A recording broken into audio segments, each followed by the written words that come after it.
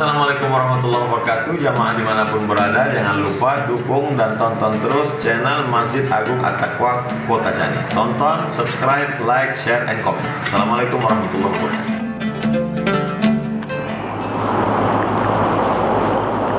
Assalamualaikum warahmatullahi wabarakatuh.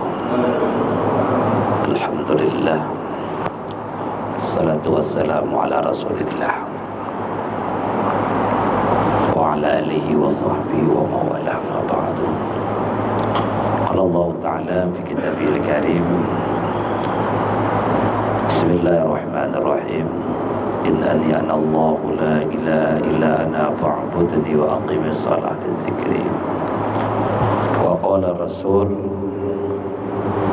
awaludin ma'rifatullah, sadaqallahul azim wa sadaqa nabiyul karim.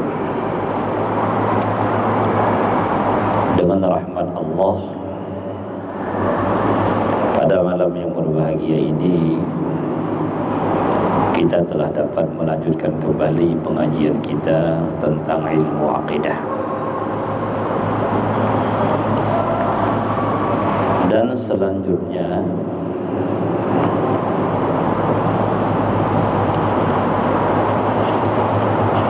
dan telah mentarifkan setengah mereka itu akan sifat ilmu itu dengan katanya, yaitu sifat yang maujudah lagi qadimah, yang menyatakan dengan dia segala ma'lum daripada segala wajib dan segala yang harus dan segala yang mustahil, atas barang yang muwafaqah dengan hakikat akan sebagai nyata, yang tiada ihtimal sekali-kali dengan satu jalan jua pun. Maka keluar dengan yang nyata itu yang tiada nyata dengan dia, seperti zan dan syak dan waham, maka tiada dinamakan ilmu. Dan keluar dengan atas barang muwafaqah dengan hakikat itu jahil, murakab, karena bahwasanya tiada nyata atas muwafaqat dengan hakikat. Dan keluar dengan tiada ihtimal, lawan itu iktikad yang jazim, karena bahwasanya ihtimal lawannya, ihtimal lawan ia dengan mensyakkan oleh orang yang mensyakkan dia, dan dikehendaki dengan segala maklum itu tiap-tiap yang wajib dan yang mustahil dan yang jaiz, maka masuk di dalam wajib itu barang yang tiada kesudahan baginya daripada sifat kamalat bagi Allah. Demikian lagi masuk dalam yang yaitu barang yang tiada kesudahan, yaitu nikmat syurga dan azab neraka bagi ahli keduanya. Maka diketahuinya dengan tafsil, jikalau tiada hingga sekalipun seperti sifat kamalat bagi Allah Ta'ala. Dan katakil diketahuinya dengan tafsil itu barang yang ada baginya kesudahan. Adapun yang tiada baginya kesudahan, maka mustahil bahwa diketahuinya dengan kehinggaan. Maka kaul ini dhaif, tiada dapat dipegang akan dia. Bang ini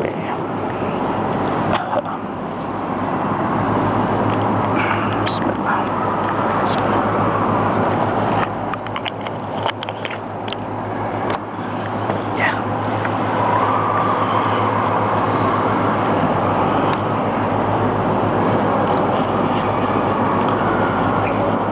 setengah daripada ulama tauhid mendefinisikan, mentarifkan, menjelaskan, mengartikan ilmu Allah itu bagaimana. Sifat ilmu Allah. Maka ulama tauhid sebahagian menjelaskan makna ilmu itu sifat maujudah. Ilmu itu bukan zatnya tetapi sifatnya. Yang kedua, maujudah. Ilmu itu sifatnya yang dibangsakan kepada wujudiyah, dalam arti jikalau dibukakan hijab oleh Allah, kita bisa melihat dengan mata kepala akan sifat ilmunya Allah. Itu makna sifat maujudah. Lagi kadimah.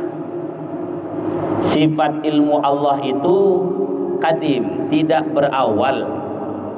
Arti tidak berawal, memang sudah ada sifat ilmu pada zat Allah itu, bukan artinya pertama tidak ada baru ada. Itu bukan kadimah, itu baru namanya. Jadi sifat ilmu itu kadimah.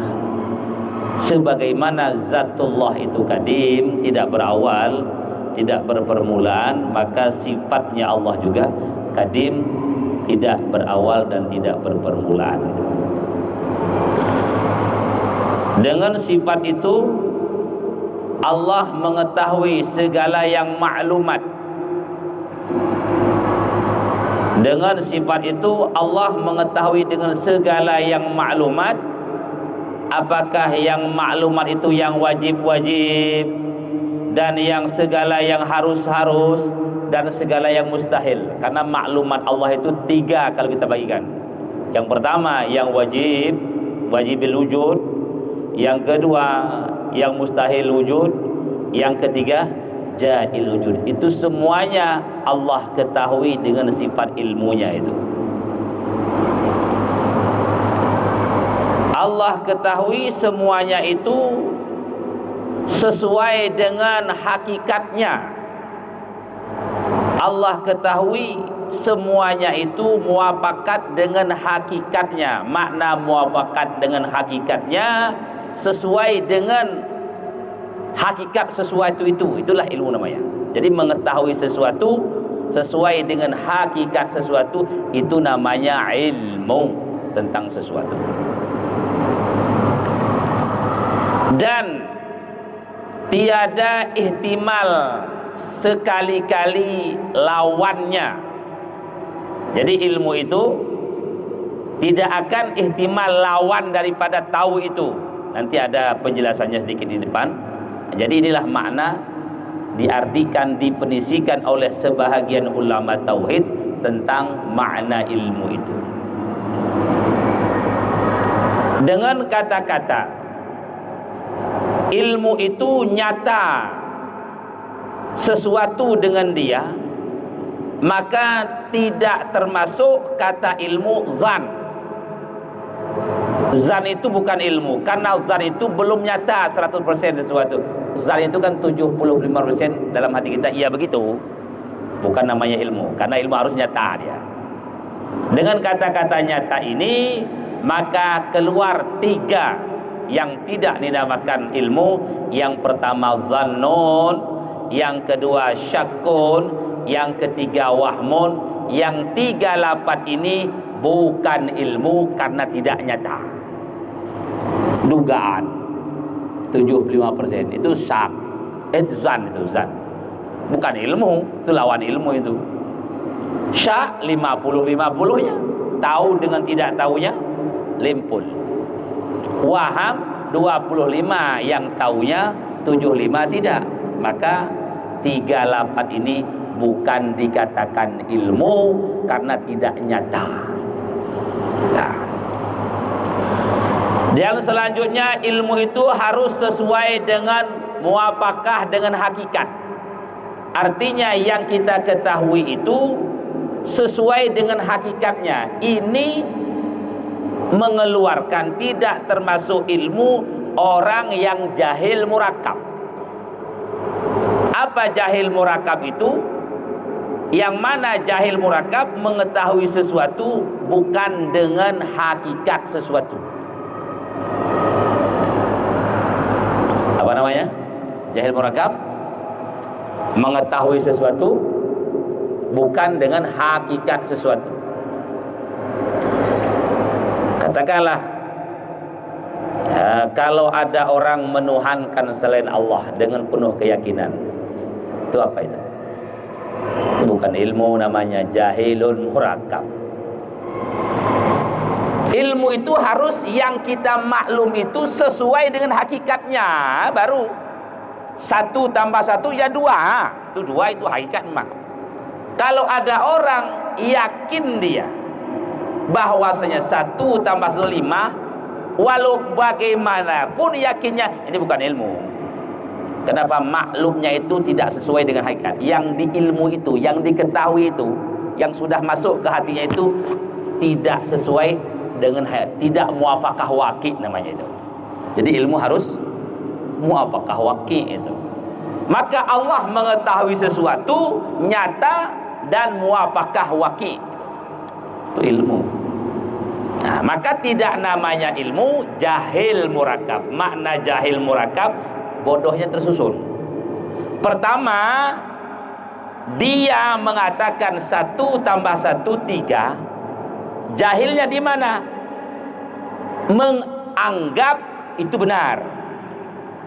Benar rasanya itu ya. 1 sama 1 benar. Jawaban itu benar. Bodoh, berarti jahil dia. Jadi mengatakan 1 tambah 1 3, ini satu kebodohan. Yang kedua, dia tidak tahu dirinya itu salah.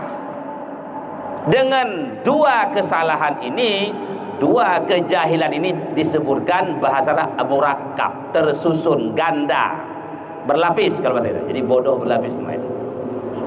Maka kalau ada orang kita tanya 1 tambah seberapa, tidak tahu, 1 bodohnya, basit namanya, enggak murakab sekali itu.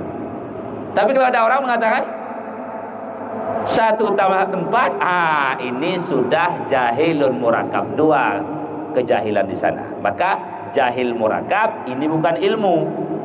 Apa nama? Jahil. Karena jahil meyakini sesuatu tidak sesuai dengan wakilnya, itu tidak wakil. Nah, kalau istilah tauhid, meyakini Tuhan selain Allah itu jahilun murakab. Kenapa tidak? Karena tidak ada wakilnya, ada Allah selain, ada Tuhan selain dia Allah. Karena sudah Allah katakan la ilaha illallah, secara iman jelas, secara akal pun jelas dia. Secara iman ayat mengatakan, secara akal pun dapat, enggak ada Tuhan selain Allah. Kalau ada, enggak jadi, yang ada ini enggak ada. La fasadata. Nah, kalau 2 Tuhan itu enggak akan ada sesuatu, lemah keduanya nanti. Ini secara akal. Nah, jadi jelas sesuatu yang diyakini tapi tidak sesuai dengan wakilnya, namanya itu bukan ilmu tetapi jahilun murakabun. Dan dengan kata-kata tiada ihtimal, tidak akan goyang, itu baru ilmu. Maka dengan kata-kata tidak mungkin ihtimal dalam hatinya lagi, tidak mungkin ihtimal lagi, tidak akan goyang lagi, maka ini mengeluarkan i'tikad jazim. Orang yang sudah meyakini sesuatu tanpa bukti, itu juga bukan ilmu, walaupun sesuai wakil. Kenapa? Masih bisa digoyang kalau digoyang itu. Itu makanya i'tikad jazim ini arti i'tikad keyakinan yang putus. Contoh. Ini dia. Orang yang meyakini ada Allah tanpa bukti, itu namanya bukan ilmu. I'tikad jazim namanya itu. Siapa Tuhan? Allah. Benar-benar, ragu enggak. Ini bukan ilmu juga. Ini namanya i'tikad jazim. Kenapa? Ditanya, kenapa kamu katakan Allah itu ada? Pokoknya ada Allah itu. Pokoknya enggak punya bukti. Ini namanya bukan ilmu, bukan ilmu yakin, i'tikadul jazim. Yakin jelas 100%. Yang diyakini betul hak. Cuma karena dia tidak punya landasan, ini bisa ihtimal. Artinya dia akan digoncang oleh orang, nanti bisa berpindah keyakinan itu. Maka bukan ilmu namanya. Itu mereka untuk tauhid harus berdalil dia. Enggak boleh taklid. Enggak boleh i'tikad jazim. Ini taklid. Ini taklid namanya ini.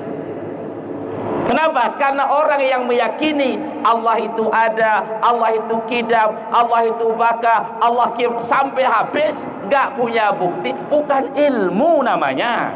I'tikad jazim. Kenapa? I'tikad jazim ini kalau digoncang, kalau dilakukan nanti bisa ada peluang masuk dia. Kalau bagus-bagus kita ngomong kepada dia, kita bikin alasan, dia nanti bisa ragu dia Allah itu Tuhan. Kenapa? Enggak punya pegangan. Maka orang yang enggak punya pegangan namanya bukan ilmu yakin, i'tikadul jazim. Yang ketiga, ilmu yakin ainul haq. Ilmu yakin punya pegangan itu.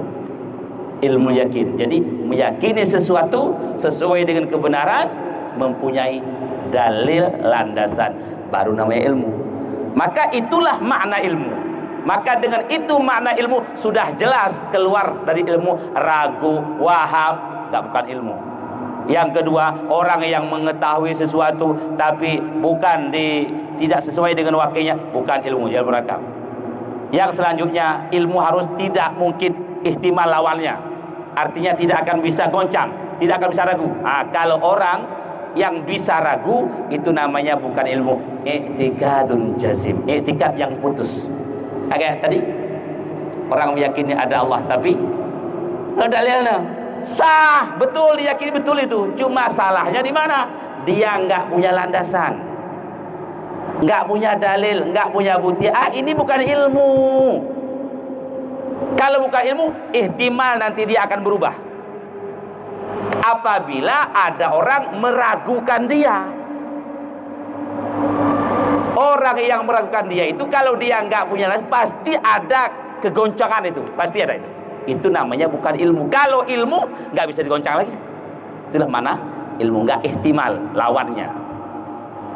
Kalau orang i'tikad jazim, pertama meyakini serat Allah itu Tuhan, dia nggak punya dalil. Kalau ada orang meragukan, dia nanti ini kan datang nanti seolah Allah itu bukan Tuhan lagi. Bisa ini peluang celah. Jadi celah itu akan datang kepada orang yang i'tikad jazim. Maka disebutkan orang bertaklid adanya Allah, disebutkan i'tikad jazim, itu bukan ilmu, bukan ma'rifah namanya itu. Kalau ma'rifah itu tak boleh bergoyang katanya. Inilah mana ilmu. Yang nyata bagi Allah itu apa? Yang nyata itu maklumatnya. Apa maklumatnya? Segala yang wajib. Yang mana segala yang wajib termasuk adalah yang tidak ada hingganya, kesempurnaan zat dan sifatnya. Allah tahu yang tidak ada hingganya. Dan termasuk ilmu itu takluk kepada yang gaib. Nikmat surga yang tidak berkesudahan, Allah tahu itu. Yang mana nikmat surga tidak akan berkesudahan, Allah tahu. Tidak rincinya Allah tahu, bukan mujmalnya. Mujmal rinci beda. Rinci habis, sudut juzuk Allah tahu itu, yang tidak pernah berkesudahan. Inilah i'tikad Ahlus Sunnah wal Jamaah.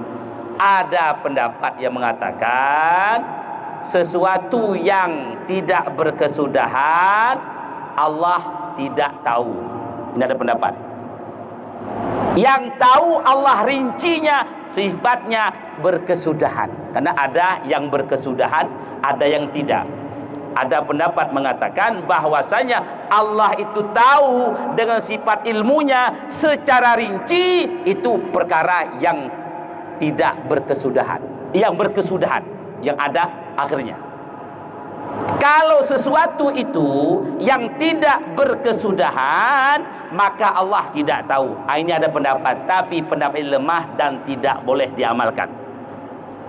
Bagaimana pendapat diamalkan? Allah itu tahu secara rinci, secara juz'iyah, secara habisnya, baik sesuatu itu yang tidak ada berkesudahan seperti zatnya atau yang punya kesudahan.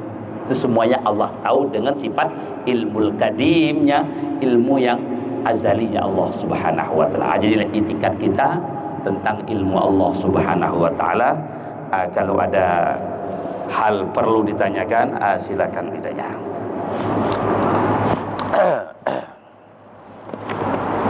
Bismillah. Bismillahirrahmanirrahim. Galon. Terus. Ya. Boleh kan?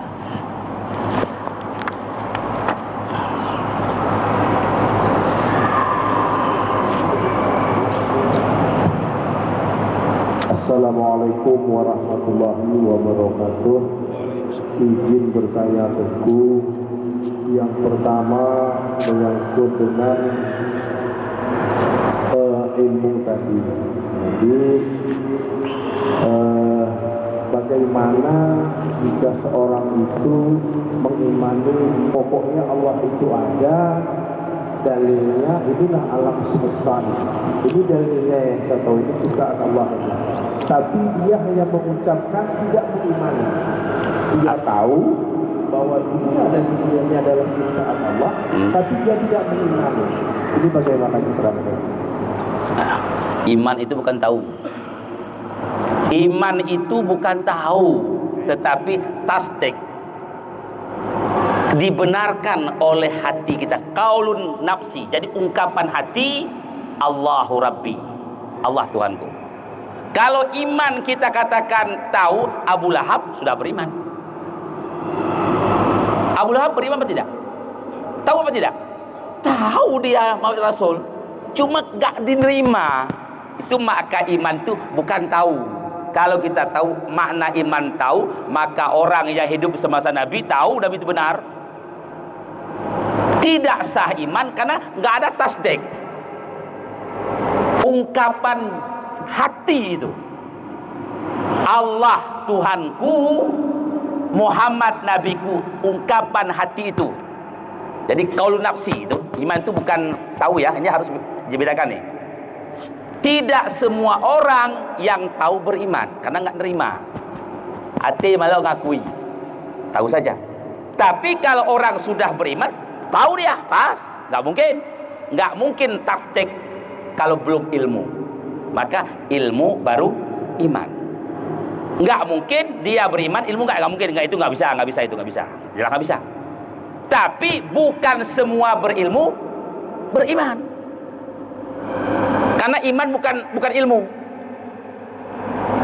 Arti iman bukan ilmu. Kalau dia tahu alam ini Allah jadikan, asap itu menunjukkan api, tapi dia tidak taslim, bukan iman. Nah, jadi orang yang meyakini alam ini Allah ciptakan, tapi dia tidak meyakini, bukan beriman. Itu tahu namanya. Jadi harus bedakan ilmu sama iman, ya. Jadi iman itu bukan ilmu. Abu Lahab apa nggak tahu dia Rasulullah itu, cuma hatinya nggak. Inilah nggak iman dia. Maka orang yang tidak taslim, tidak tasdik, tidak ada qaulun nafsi, ungkapan jiwa hati itu terhadap Allah itu Tuhan, maka walaupun tahu belum iman, nggak taslim. Nggak ada raditu billahi rabba wa bil islami dina wa bi muhammadin nabiyau, nggak ada ini. Itu berarti iman itu harus bedakan ilmu sama iman, ya. Jadi nggak boleh kita terjemahkan iman itu ilmu. Kalau kita terjemahkan ilmu, maka Abu Lahab pun sudah beriman nanti itu. Tahu dia, cuma nggak nerima dia, kan nggak nerima. Tak nerima dia. Kebenaran Rasul itu nampak terus tuh. Karena orang yang hidup di zaman Rasul nampak kebenaran itu jelas. Tahu dan tidak dia, tapi nggak taslim, nggak kabul, nggak ada hatinya mengatakan, maka tidak sah dia iman. Jadi iman itu bukan ilmu tapi tasdik, kabul, ungkapan jiwa tadi, raditu billah. Itu baru dia. Izin melanjutkan lagi Tengku. Jadi ketika seorang sudah hafal dengan sifat 20 wajib dan mustahil sejaisnya, dia hafal dengan dalilnya, secara umumnya dia sudah berilmu tentang ketauhidan dengan sifat 20. Jadi kenapa di dalam perjalanan banyak sekali kita temui yang hafal dan yang paham dengan dalil-dalilnya sekalian dengan ilmu tauhid ini, tapi masih saja melakukan maksiat kepada Allah. Ini salahnya di mana kira-kira itu? Ya. Ilmu tauhidnya ada, tapi maksiatnya juga ada. Tauhid itu belum sempurna iman kita itu, makanya begitu.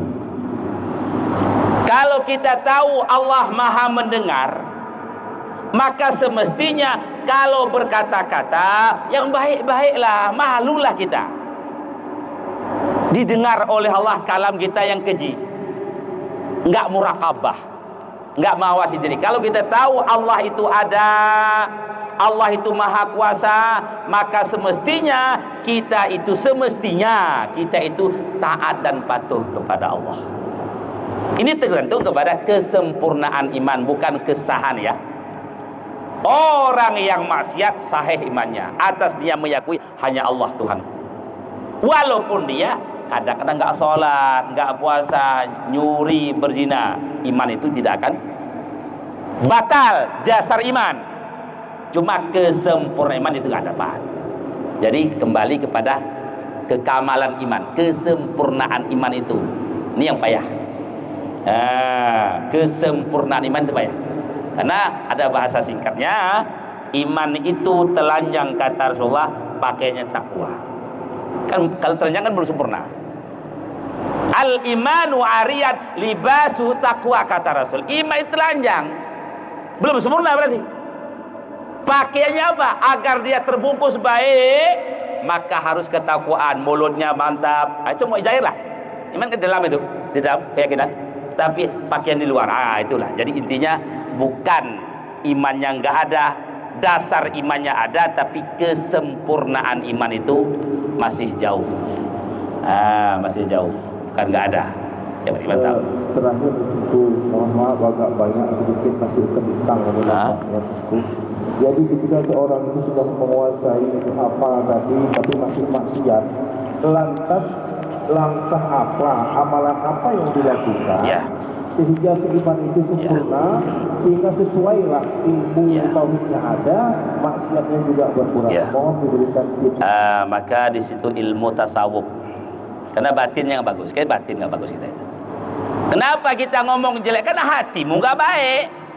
Kenapa matamu ngelihat yang harap? Batinnya kan dari sini rajanya. Itu maka Rasul mengatakan dalam jasad manusia itu ada daging.